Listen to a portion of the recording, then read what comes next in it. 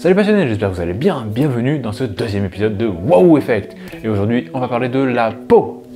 Explosion.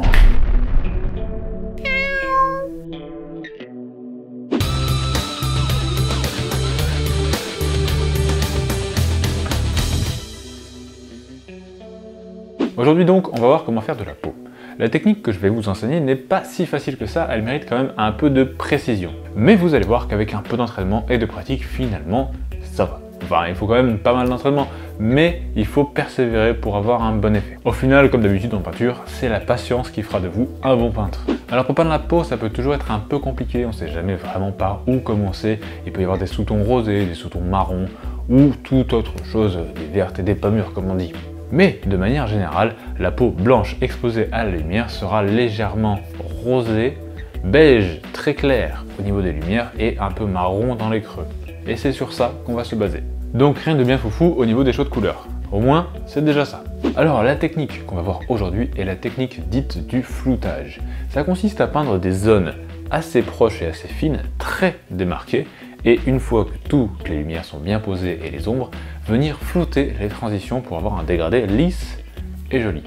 C'est une technique légèrement longue à utiliser, plutôt rigolote, et qui a au moins l'avantage en fait de voir exactement quelle lumière vous avez posée à quel endroit, et voir si c'est bon avant d'entamer le plus dur du travail. Parce que peindre les traits de manière très démarquée, c'est pas si dur que ça.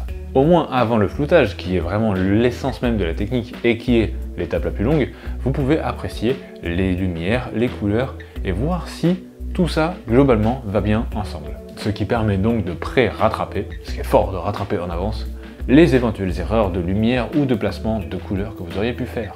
C'est pour ça que cette technique est très appréciée et en prime, elle permet de faire vraiment tout. Vous pouvez faire à la fois du tissu, de la peau, du NMM ou que sais-je. Vous pouvez quasiment tout peindre avec cette technique. Voici à quoi ressemble le bras de Carne avant le floutage. Vous avez sûrement déjà vu passer ce genre de photos sur les réseaux sociaux. Eh bien, c'est la technique du floutage.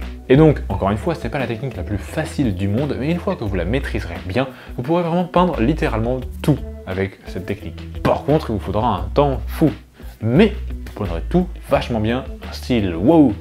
Donc comme je disais, c'est assez long. Le bras que je vais vous montrer a été fait en 2 heures au total. 2 heures complètes de transition et de dégradé. Vous pouvez d'ailleurs voir ces 2 heures non coupées sur le Patreon ou en cliquant sur le bouton rejoindre en dessous de cette vidéo. Donc je disais 2 heures et encore j'y suis pas allé à fond. J'aurais pu vraiment pousser le truc encore plus loin pour faire des transitions encore plus fines ou rajouter plus de couleurs pour enrichir la peau. Mais je voulais rester dans quelque chose d'assez abordable. Autant que faire se peut en tout cas. Et donc c'est parti, on va à la peinture maintenant. Je commence donc par mettre sur la palette les peintures dont j'aurai besoin pour peindre le bras de Carne. Pour les ombres, je prends donc du Flat Earth de chez Vallejo. Pour les teintes légèrement rosées, je vais prendre une base de Bugman's Glow. Et pour l'éclairci qui suit, je prendrai du Cadian Flesh Tone et ensuite, pour un éclairci plus prononcé, du Kislev Flesh. Vous remarquerez que depuis le dernier Wow Effect sur le TMP, on a basé en Abaddon Black toutes les parties qui étaient peintes en métallique, afin de partir sur une base uniforme et mate pour la peau. C'est préférable et en plus c'est plus facile à recouvrir que les peintures métalliques. Pour la couche de base, on va appliquer du Bugman's Glow. J'applique 2 couches fines, mais si elles ne sont pas suffisamment couvrantes, ce n'est pas très grave. Et il y aura tellement de fines couches de peinture par la suite que ce n'est pas nécessaire d'en mettre trop dès le début. Elle gagne le droit d'être appliquée en premier parce que c'est la peinture la plus couvrante sans être la plus foncée que j'ai mis sur ma palette. Une fois que c'est fait, je vais peindre les ombres du bras avec du Flat Earth de Vallejo. Une couche de base tout à fait standard avec une démarcation. Pas besoin de dégrader la couleur, on le fera après, c'est tout le principe de cette technique. Je passe également dans tous les creux pour assombrir et je fais également un trait sur le muscle de l'épaule de Carne pour lui donner un effet plus massif par la suite.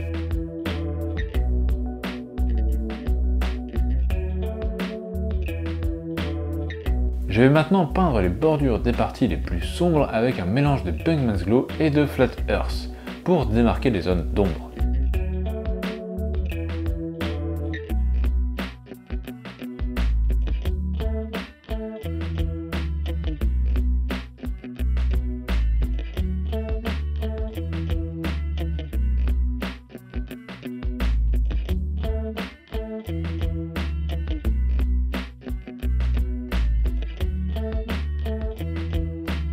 Ensuite, je viens ajouter à ma palette de l'Abaddon Black pour assombrir le Flat Earth, parce que comme vous le savez, j'adore le contraste de lumière vraiment prononcé. Je le redilue au moins à moitié pour venir le placer en lavis précis dans les creux.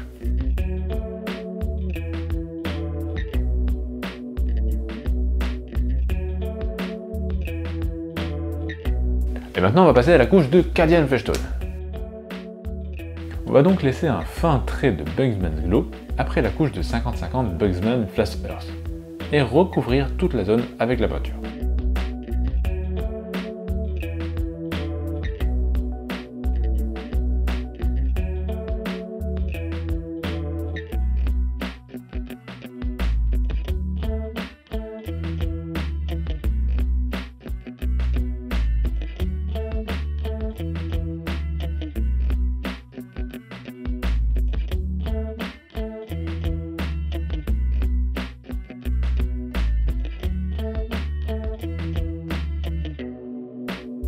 Et enfin, on va passer au Kiss la Flèche qui sera dans la couche de Cadian que l'on vient de mettre, en laissant bien sûr un fin trait de Cadian pour la future transition.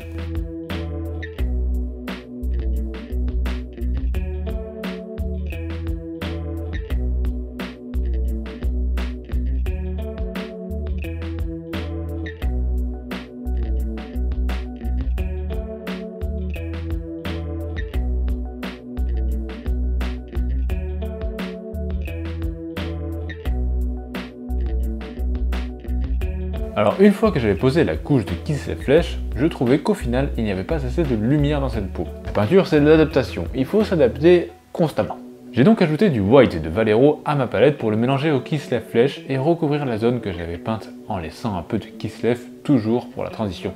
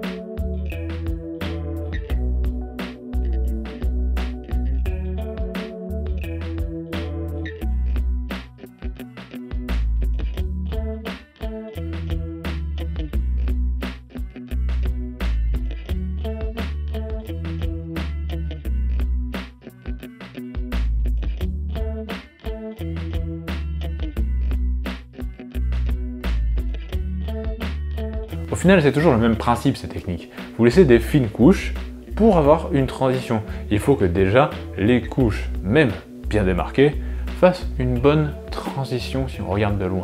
En gros, vous faites pas du noir, beige, blanc. Pas compliqué. C'est juste en fait laisser des traits de peinture qui sont les teintes entre votre teinte la plus claire et votre teinte la plus sombre. Et ce sont toutes ces petites zones qu'on viendra flouter juste après. Après, j'ajoute un peu d'Incubi Darkness à ma palette en le mélangeant au mélange de Kiss Left et de White pour faire la teinte de la veine. Je compare rapidos à ma propre veine pour vérifier la teinte. C'est toujours très pratique vu que j'en ai sur moi.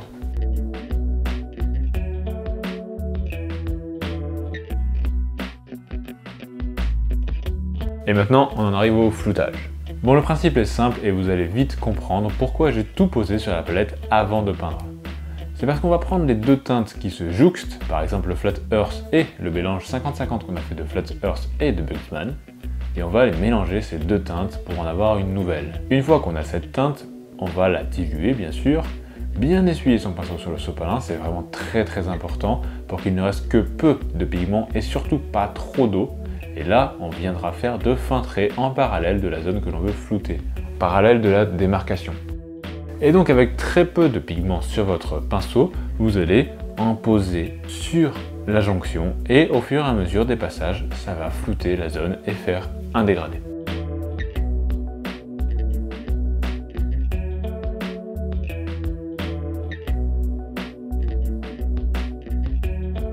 Là, c'est la partie la plus longue qui vous attend et surtout précise. Il faut vraiment faire attention à la quantité de peinture sur votre pinceau, c'est très important. Ce procédé va petit à petit flouter la zone donc. Et vous répétez ça jusqu'à ce que tout soit flouté et donc dégradé. Si besoin, vous pouvez, pendant cette technique, réajuster un peu les dégradés vers le clair ou le sombre, tout simplement en mélangeant un peu plus vers la partie que vous voulez diminuer. Si vous voulez diminuer les parties sombres, vous mélangez un peu plus de peinture claire à chaque étape de transition. Au final, pendant le floutage, vous revenez au mélange d'avant. Au lieu par exemple de faire du 50-50, vous faites du 25-75. Et vous mangez petit à petit sur la zone que vous voulez repousser.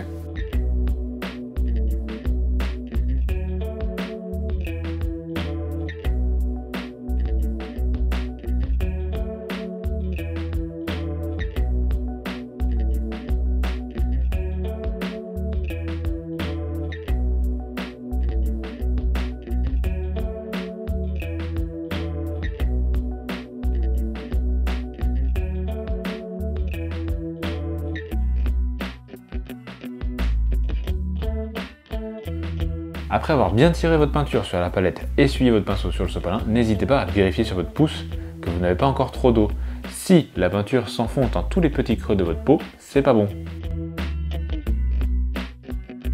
Et donc, voilà à quoi ça ressemble une fois fini.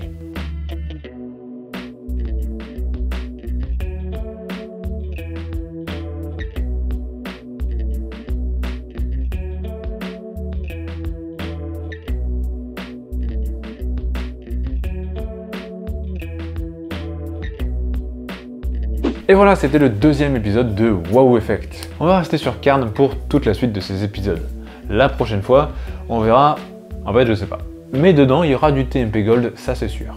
Et des crânes. J'espère que cette vidéo et la suite vous plairont et que vous apprendrez quelque chose. Si cette vidéo vous a plu, n'hésitez pas à laisser un petit pouce bleu, à commenter pour me dire ce que vous en pensez, si vous y arrivez ou non et si vous avez des problèmes. Vous pouvez partager la vidéo, ça aide grandement à la chaîne en termes de visibilité. Et si vous voulez soutenir le travail financièrement, vous avez Patreon ou le bouton rejoindre juste en dessous. Merci beaucoup de regarder mon travail, c'est vraiment très gratifiant pour moi, ça me fait extrêmement plaisir. Et vos messages de soutien et d'encouragement sont vraiment top, ça me donne la pêche, comme je l'ai dit dans l'épisode Une journée dans ma vie de youtubeur peintre pro. Et en attendant la suite, je vous dis bon jeu, bonne peinture, ciao!